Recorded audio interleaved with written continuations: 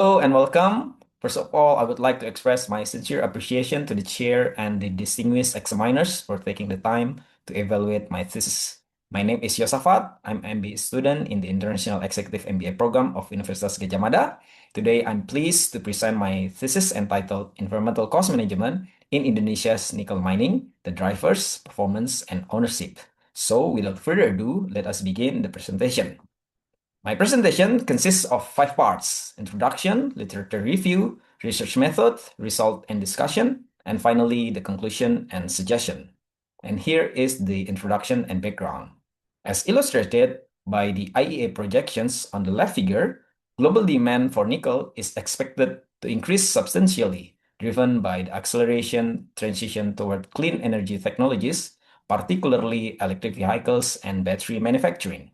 At the same time, the figure on the center and on the right show that Indonesia plays strategic role as it has approximately 42% of global nickel reserves and has become the world's largest nickel producers. As global demand continues to grow, mining companies are expected not only to increase production, but also to operate in an environmentally responsible manner. And one important aspect of sustainable mining is environmental cost management. However, existing studies mainly focus on mixed industry and publicly listed companies. Consequently, empirical evidence from Indonesia's nickel mining, particularly including private mining companies, remains extremely limited. This study aims to address that limitation. This study established 4 objectives, and each objective is translated into a corresponding research question.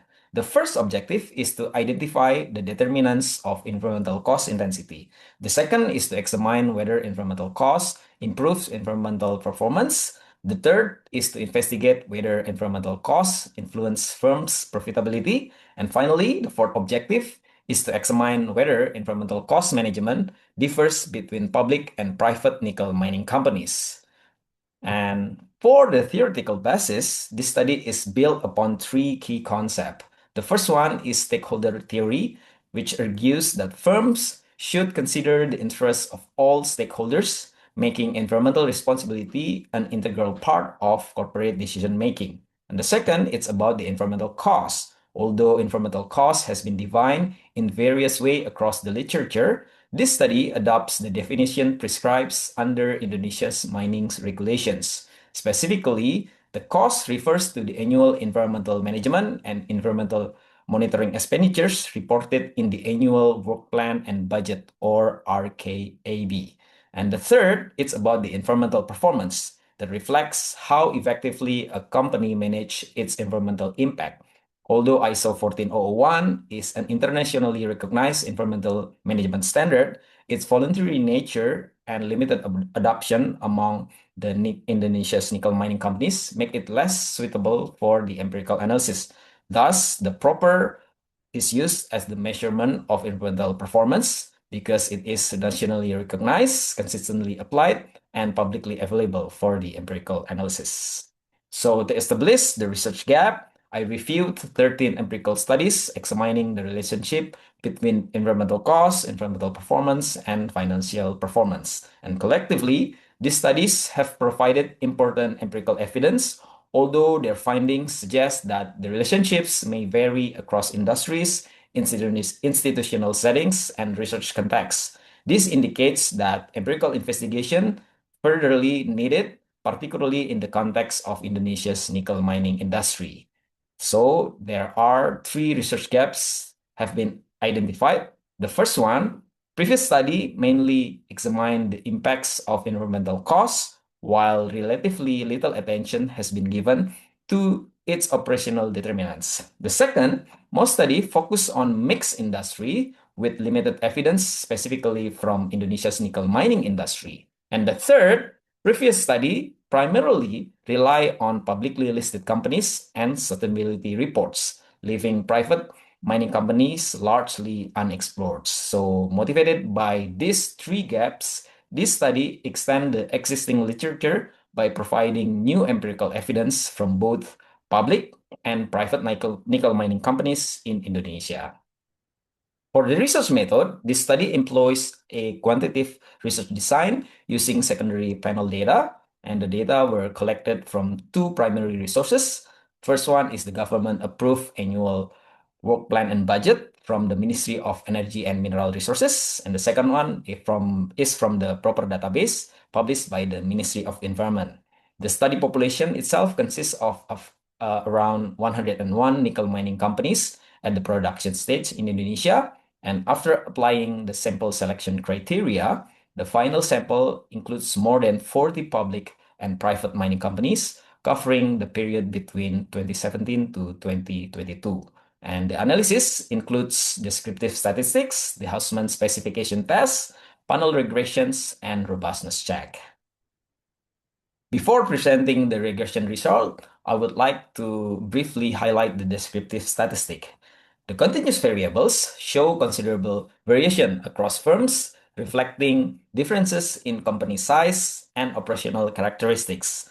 Environmental costs represent only a small portion of companies' total assets, but varies substantially among companies.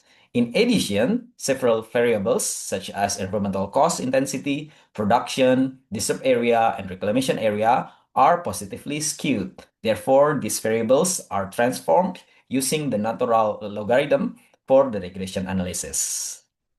While for the ordinal and nominal variables, most sample firms are located in Sulawesi and are privately owned, reflecting the characteristic of Indonesia's nickel mining industry, and only a small portion of companies operate integrated processing facilities or hold ISO 14001 certification.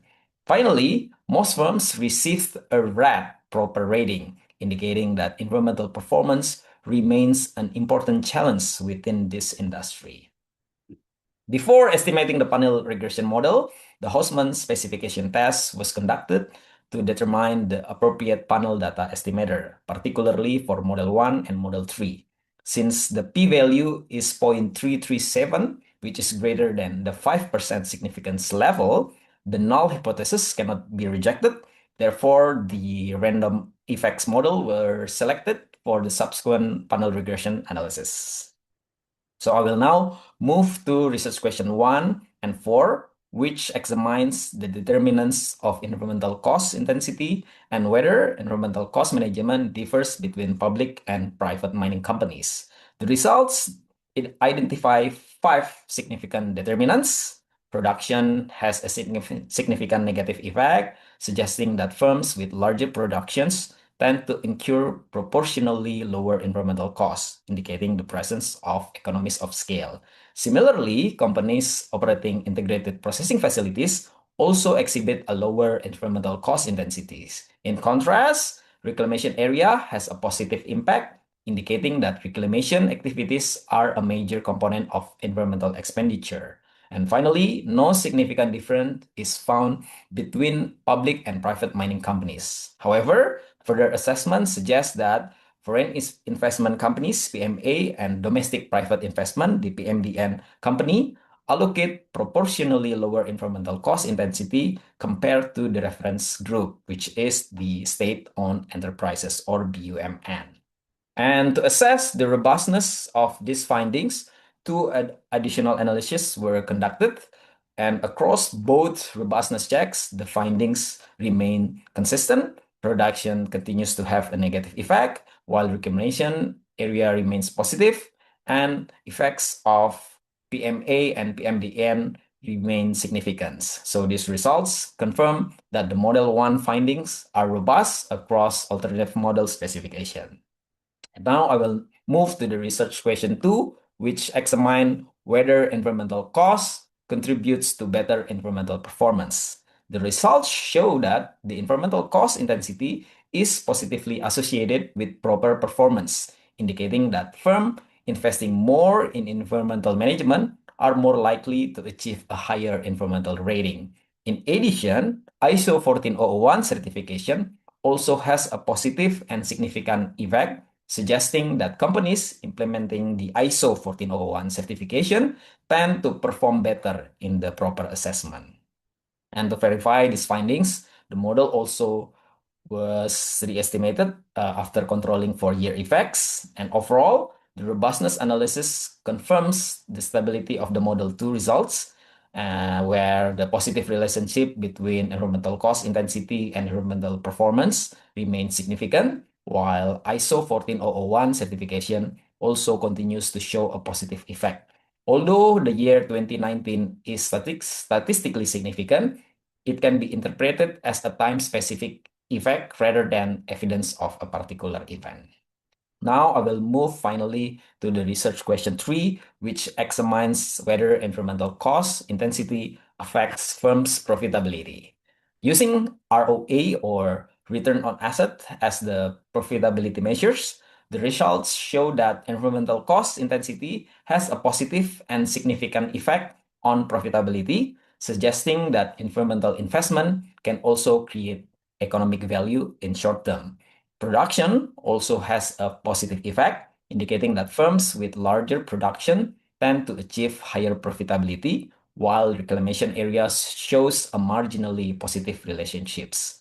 Nickel ore government reference price, or IEMBA, also demonstrates a positive and statistically significant relationship with profitability, indicating that the higher nickel price directly improve mining profitability, though through increased operating margins. But in contrast, private ownerships and foreign investment, or PMA, are associated with relatively lower profitability than the reference group, which is the PMDN and BUMN.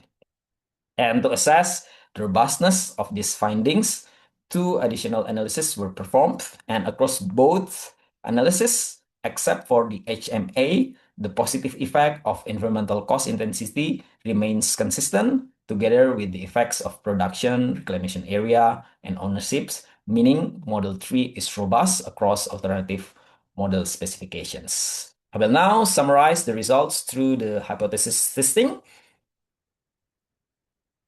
Overall, all four hypotheses are rejected, indicating that the empirical findings differ from the initial expectations. Production is found to reduce environmental cost intensity. Environmental cost intensity improves both environmental and financial performance, and no significant difference is observed between public and private mining companies in environmental cost management. Finally, I would like to conclude with the four main findings of this study. First, environmental cost intensity is primarily driven by production, integrated processing facilities, and reclamation activities, with evidence suggesting economies of scale in larger mining operation. Second, greater environmental cost intensity is associated with better environmental performance, and firms with ISO 14001 certification are more likely to achieve higher proper ratings. The third, environmental cost intensity also has a positive effect on firms' profitability, suggesting that environmental investment can create not only environmental benefits, but also economic value in short term. And finally, no significant difference is found between public and private mining companies. However, further assessment indicates that the state-owned enterprises allocate proportionally higher environmental costs than the PMA and PMDN firms. And I would like to highlight also several suggestions for future research. The first one, future studies may extend the analysis to other mining commodities to examine whether these findings remain consistent across different mining commodities. And second, the important limitation of this study is about the profitability, which is measured using short-term accounting indicators, namely ROA and EBIT to total assets ratio. Future research should therefore consider the long-term financial measures, such as firm value or market-based performance, to better capture the long-term benefit of environmental investment. So this concludes my presentation. Thank you very much for the chair, the distinguished examiners, for your time and attentions. And I sincerely appreciate the opportunity to present my research and warmly welcome your questions, comments, and constructive feedbacks. Thank you.